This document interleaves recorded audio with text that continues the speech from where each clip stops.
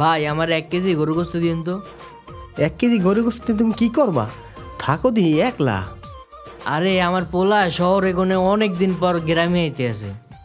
ওই পোলা লইয়া এত খুশি, তোমরা পারো মিয়া। ও আর মা মইরা গেছে, হেই এক নজর আইয়া দেখতেও পারে নাই। ওই পোলা লইয়া বাজার করলে তোমার বউয়ের তাই কষ্ট পাইবে মিয়া। স্বার্থপর একটা পোলা তোমার। আরে গ্রামের মানুষজন ওরে হুদাই ভুল বোঝে। আমার পোলায় তো বিদেশ গেছিল ওর কোম্পানির কাজে, এর লেগে আইতে পারে নাই। ও অনেক বড় কোম্পানিতে ঢাকা চাকরি করে তো। আর এই তো বড় কথা হয়েছে, বাপ মা কি কোনোদিন সন্তানের উপর রাগ করে থায়?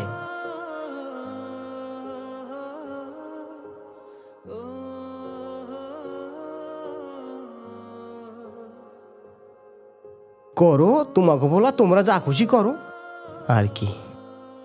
আমাকে কাম বেচার কাম বেশি, আমাকে কই লাভ আছে? এই নাও, যাও।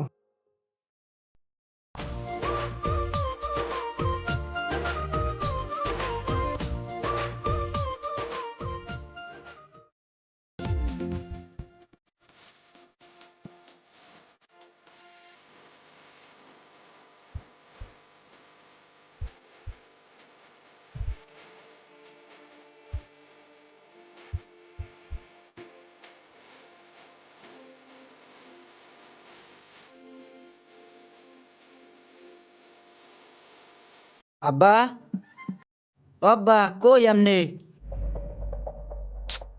কই দেহি না, আলাপ নাই গেলে হই, আলাপ সারি নাই কোনো। কেডা বলায় আবার আমারে?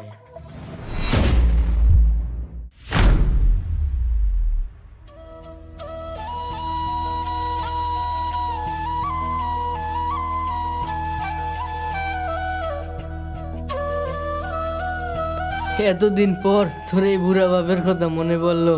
বাবা আয়, বুকে আয়। সরি বাবা। আব্বা আমার কথা সবসময় মনে পড়ে, আইতে পারি নাই ব্যস্ততার কারণে। বুঝনি তো পরের কাম কি করবো, আব্বা লিগে আইতে পারি নাই। আর 10টা দিন আগে আইলে বাবা তুই শেষবারের মতো তোর মার মুখটা তুই দেখতে পারতি। কি লেগে তুই আইলি না ক? তোর মায় মরার কালে এতবার কইলো আমার পোলায় কই, আমার পোলায় কই। আমি কইছি আইতে আছে, এই আইতে আছে। তুই কই আসিলি রে বাবা? আব্বা আমি তো আইসি আর কান্নেন না লন করলাম।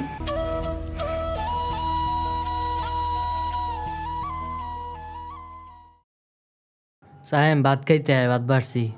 হ্যাঁ আইতে আছি। আজকে তোর মায় যদি বাচ্চা থাকতো, তোর লেগে আজকে কত ধরনের কত পদের রান্না রানতো। আর খাইতে পারবি না তোর মার হাতের রান্না। আর আমি যে রানছি দিয়ে দুজনে কটা খাই। আয় বউ।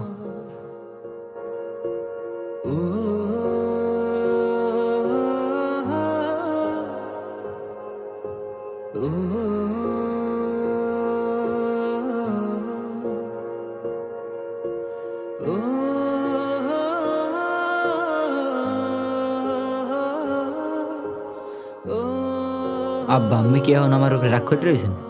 মায় মারা গেছে তাও আমি দেশ আইতে পারলাম না। আর রাগ, যখন নিজে বাপ হবি তখন বুঝবি প্রতি মাসে মাসে 10,000 টাকা দিলেই বাপ মার প্রতি দায়িত্ব শেষ হয়ে যায় না।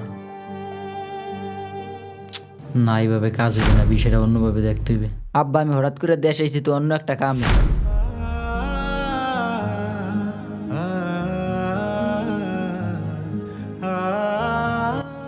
এরা ক এলিগেই তো আমি কই, যে পোলায় মা মরে যাওয়ায় কাছালাই থুই আয় না, সেই পোলা কেমনে আজকে আমার ফোন দিয়ে কয় আমি গ্রামে আইতে আছি। আমারই বোঝার ভুল। আব্বা আম্মে আমার সবসময় ভুলই বুঝেন। আমি ভাবছিলাম আম্মে বাড়ি একলা থাকতেন, তাই দুই বাপ বেড়ে ঢাকা যাই একলগে থাকুন এই চিন্তা করছিলাম। এই ভিডা আমি কেমনে হালাই থুয়ে যাই? এই জায়গাটায় আমার কত স্মৃতি, তোর মার কত স্মৃতি, আমাকে দুইজনের কত স্মৃতি আছে। এ ভিডা হালাই রেখে যাওয়া যায়? আব্বা আম্মে একলা এনে কষ্ট করবেন ওই নালের জমিন যে আছে বেচ্চা চাইগা। আর মার কথা যদি আমার মনে পড়ে এই ভিডিওটা রাখিয়ে যাই, ওই কুলায় মুলায় যে জমিন আছে দুই বাপ বেড়ে বেচ্চা ঢাকা যাই থাই। হ্যাঁ রে পোলা, বাপ মার মনের কথাটা বুঝলি না। আব্বা আমি আমার কথাটা একটু বোঝার চেষ্টা করেন। এই নলে যে জায়গা জমিন আছে বেচ্চা দুই বাপ বেড়ে ঢাকা যায় সুখে শান্তিতে।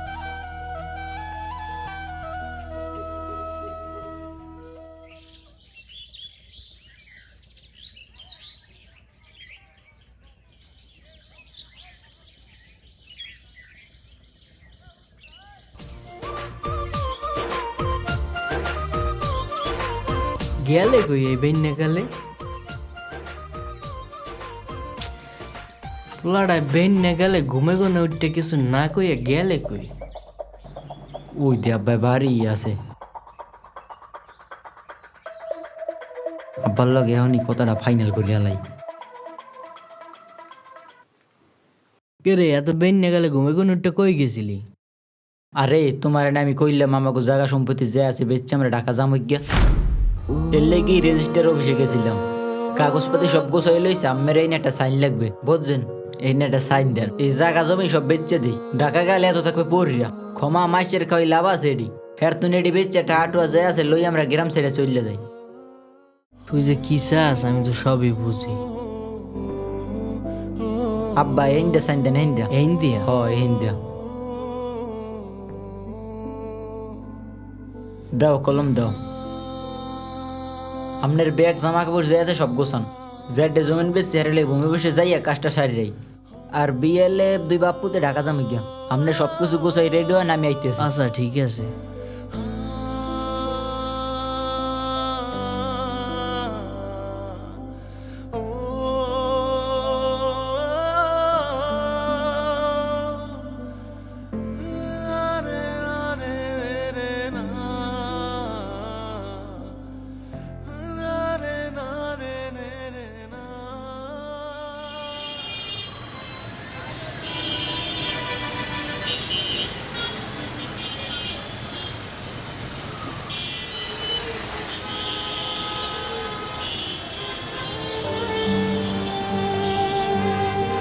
আমি জানি তুমি আমার লাগে আবার রাগ করবা, আমারে মাফ করে দিও।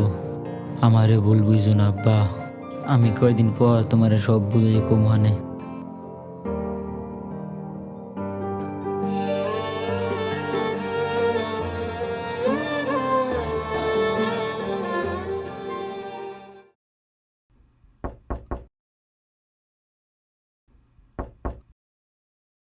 কিরে ভালো আছিস? হয় ভিতরে আয়।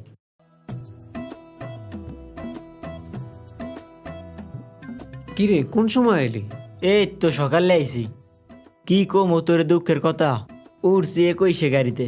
হ্যাঁ ডেলি দুই একটা খাদে হালাই দৈনিক, কিন্তু এটা হালাই নাই। হ্যাঁ ওর টায়ার পাঞ্চার হয়ে গেছে। এই জানটা লইয়া কোনো রুম বাচ্চাইছি বুঝছস। তো লাইনে সার্ভিস এত খারাপ? হ বেটা। আচ্ছা তাই নবিশের কি খবর? অফিসের অবস্থা ভালোই, আর টাকা পয়সা কদ্দূর ম্যানেজ করছিস? টাকা পয়সার কি খবর? আরে বেডা তুই যে কি কস না না কস আমি কিছুই বুঝি না। গ্রামে গেলামই তো টাকা ম্যানেজ করতে, যদি টাকাই ম্যানেজ না করি আনি। ব্যাংকে আমার পুরো 7 লাখ আছে এখন। কি কস 7 লাখ? তুই এত টাকা কই পাইলি? তুই না কইলি 2-3 লাখ টাকা ম্যানেজ করতে পারবি। হ্যাঁ পারস না, না পারস ঠিক নাই। এ বেটা, আমরা কোম্পানিতে যে খাটাখাটনি করি, যে কষ্টগুলা করি, এরকম কষ্ট যদি মনে কর আমরা একটা ব্যবসার মধ্যে করতে পারি, তাহলে আমরা অল্প দিনেই ভালো টাকা ইনকাম করতে পারবো বেটা। বিষয়টা একটু চিন্তা করে দেখ। চল দুই বন্ধু মিললে একটা ব্যবসা দিয়ে লাই। আমার কোম্পানি জেনতেন চায়নার জন্য মাল আনে, কাঁচা মাল আমরা কম দামে আনলাম। আমার কোম্পানির অনেক ক্লায়েন্টের লগে তো আমাকে পরিচিত আছে। বেশি না 4-5 জনের যদি মাল সাপ্লাই দেই আমরা, আমাকে হিউজ পরিমাণ লাভ হইবে। বুদ্ধিটা খারাপ না। মোটামুটি আমার কাছে 3-4 লাখ টাকা আছে। এখন এরম একটা ব্যবসা দিতে গেলে কমপক্ষে 10 লাখ টাকার মাল স্টক করা লাগে। এখন তুই কিছু টাকা ম্যানেজ কর। আচ্ছা তাই আমি গ্রামে যাই দেই। আমার আব্বার একটা জমিন আছে, এটা যদি বেশি কম হইলেও 2-3 লাখ টাকা হইবে। দেই জমিনটা বেচে 2-3 লাখ টাকা কোষে আনতে পারিনি। প্রথমে বাড়ি গেছি, যাইয়া মনে করছে আব্বার দিয়ে 200 বাই করতার মনে। এমনি মায়ে মারা গেছে, মায়েরা দেখতে যাইতে পারিনি। বসের ডে ছুটি চাইছি, কোম্পানি কাজের চাপের লাগিয়া বসে ছুটিও দেয় নাই। এর লেগে আব্বাই রাগ করে রয়েছে। আর যদি প্রথম যাই আব্বার ডে জায়গা জমির কথা কইতাম, দেওয়া তো দূরের কথা আমার তেজপুত্র করে দিতে। ও মা, 7 লাখ টাকা তুই ম্যানেজ করলি কেমনে? যে জায়গায় 700 টাকা ম্যানেজ করতে তোর খবর হয়ে যায়। বাড়ি গেছিলাম, আব্বাই এতেই খুশি। প্রথমে কথাটাতে ভাওটা দিয়ে দেখলাম আমার উপরে রাগ আসেনি। পরে আব্বার লগে কথাবার্তা কইয়া বুঝলাম আব্বাই এখন আমার উপরে রাগ করে রয়েছে। এর লিগে কইলাম এই নে তুমি 1 লাখ থেকে হুদুতে কষ্ট করবা, আমাকে জায়গা সম্পত্তি যে আছে বেচে ঠাট লইয়া দুই বাব্বারে ঢাকা যাই সুখে শান্তিতে থাক মাইয়া কইতেছি। তারপর হ্যাঁ পর কি আর ভুং বাং বুঝাইয়া দলিলে সাইন্ডা লইয়া কাম দিয়াই পড়ছি। তোর বাবা এখন কই? কি জানে এমন এখনো বেটা ব্যাগ গোছিতে ব্যস্ত আছে। চুপ কর সাহেব, তুই এরকম ভাবে হাসতাছস কেন? মনে হয় তুই একটা বড় মহৎ কাজ করে ফেলাইছস। তুই তোর বাবার মনে কষ্ট দিয়া হ্যার বিশ্বাসের সুযোগ লিয়ে তুই নিজের মহান বানাইতে চাস। তুই মনে করিস না যে তুই চালাক, আসলে তুই চালাক না, তুই একটা লোভী। আর তুই এটাও মনে করিস না যে তোর বাবা বোকা, আসলে সে বোকা না, সে একজন বিশ্বাসী। আরে বেটা, বাপ মাই কি সন্তানের উপরে কোনোদিন রাগ করে থাকে? হঞ্চস কোনো হানি ও সামনের মাসে কটা টাটুয়া বাড়াই দিয়া বুঝাইয়ে কম হয় না আব্বারে, ও আব্বাই বুঝবে হানে। যে নিজের বাবারে ধোকা দিতে পারে, যেই বাপ নিজের তো বেশি সন্তানরে ভালো পায়, নিজের জীবনের চেয়েও বেশি সন্তানরে ভালোবাসে, তুই সেই বাপারে ধোকা দিছস। আর তুই আমার ব্যবসায় ধোকা দিবে না এর গ্যারান্টি কি? একটা কথা মনে রাখিস, বাপ মায় যে তার সন্তানের ভুল ক্ষমা করে দেয়, এর মানে এই না যে তাদের আত্মসম্মান বোধ নাই। হ্যাঁ গো, হৃদয় আছে। তারা নিজের রক্ত পানি করে একমাত্র সন্তানের সুখের লেগে, সন্তানের সব দোষ এরা লুকিয়ে নেয়।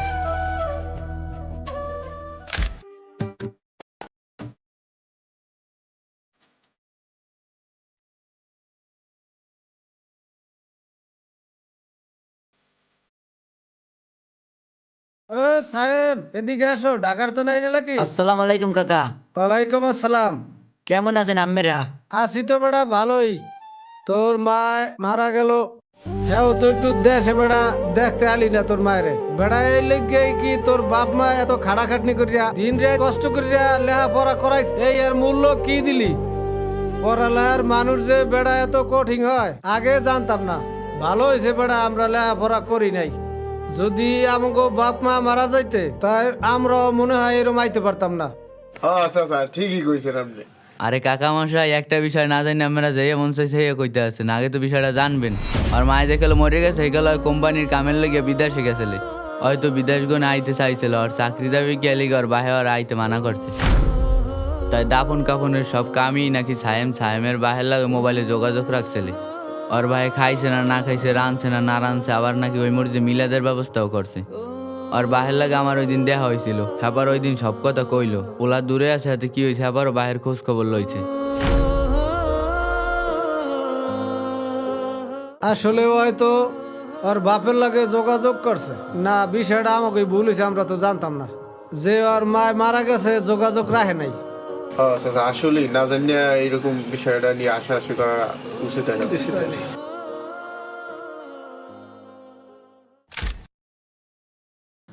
আমার বাবা আমারে কোনোদিন কারো সামনে ছোট করে নেই, যাতে তার সন্তান রে কেউ খারাপ বলতে না পারে, তাই সবার সাথে মিথ্যে কথাও কইছে।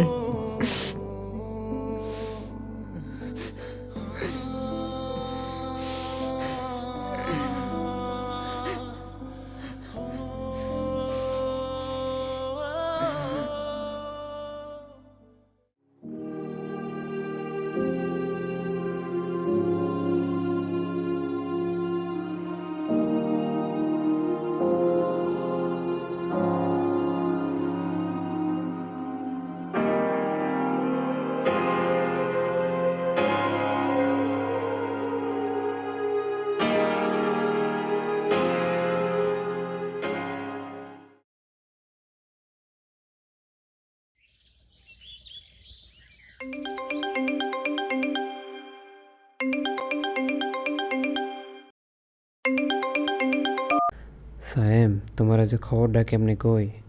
তোমার আব্বা তো মারা গেছে।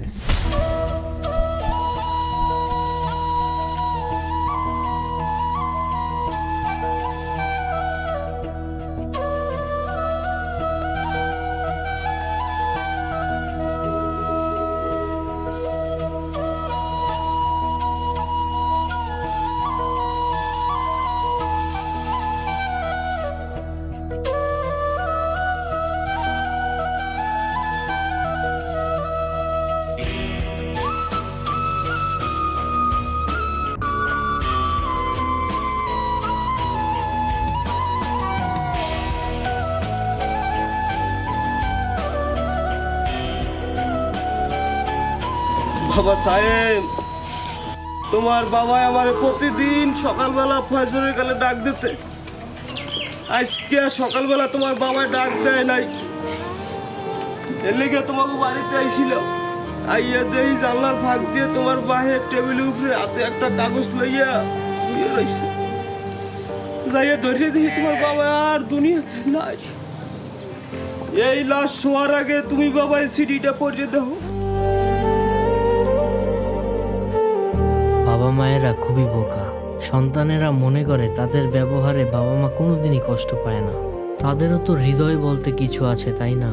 এই যেমন তুই যখন ছোট ছিলি, তোর মা যখন খেতে বসতো তোকে কোলে নিয়ে, তুই প্রায় সময় তার কোলে পায়খানা করে দিতি। তোর মা সেই পায়খানা সহ তোকে কোলে নিয়ে হাসি মুখে খেয়ে নিত, তোকে কখনোই দূরে সরিয়ে দিত না। যেই মেয়ে কিনা বিয়ের আগে নিজের প্লেটটা পর্যন্ত ধুয়ে ভাত খেত না। আমার বাবা আমাকে কোনোদিনও মাঠের ধারে কাছে যেতে দেয় নাই, শুধুমাত্র আমার শরীরে রোদ লাগবে বলে। তখন হয়তো বুঝি নাই, রোদে আমার গা পড়লে বাবার শরীরটাও সমান হারে পুড়ে যেত। বাবা মায়েদের এসব কষ্ট একমাত্র সন্তানের হাসি মুখ দেখলেই কষ্টগুলো ধুয়ে যেত। আজকে নিজের মধ্যে খুব অস্থিরতা কাজ করছে। তোকে কল দিলে মনে হয় না তোর কণ্ঠ শুনলে আমি তোকে এত কথা বলতে পারতাম। তাই ভাবলাম লিখেই তোকে পোস্ট বক্সে পোস্ট করে দিই।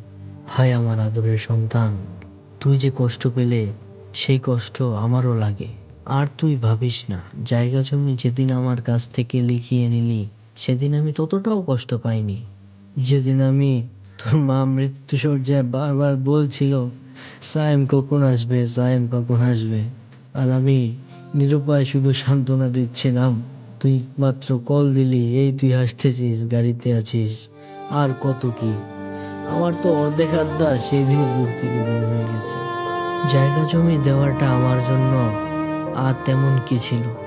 হয়তো সেদিন এইটা ভাবার সুযোগ হয় নাই, যে জায়গায় ফসল চাষ করা হয় ওই জায়গায় যদি আমি চাষ না করি কি খাবো। হয়তো ভাবছিস তোর দেওয়া মাসে 10,000 টাকা দিয়ে আমার সব হয়ে যেত, তাহলে ছলনার আশ্রয় নিতে গেলি কেন? যে সারা জীবন তোদের কষ্টের কথা ভেবে রক্ত জল করা পরিশ্রম করলো, তার কাছে জায়গা নিতে ছলনার আশ্রয় নেওয়া লাগলো। যেখানে মায়ের মৃত্যুতেও তোর দেখা আমরা পেলাম না, সেখানে তোর প্রতি অভিমানের বদলে আদর করে রান্নাবান্না করে খাওয়ানো বাবার সাথে তুই বিশ্বাসঘাতকতা করলি। এটা হয়তো তোর 2-1 বার ভাবা উচিত ছিল।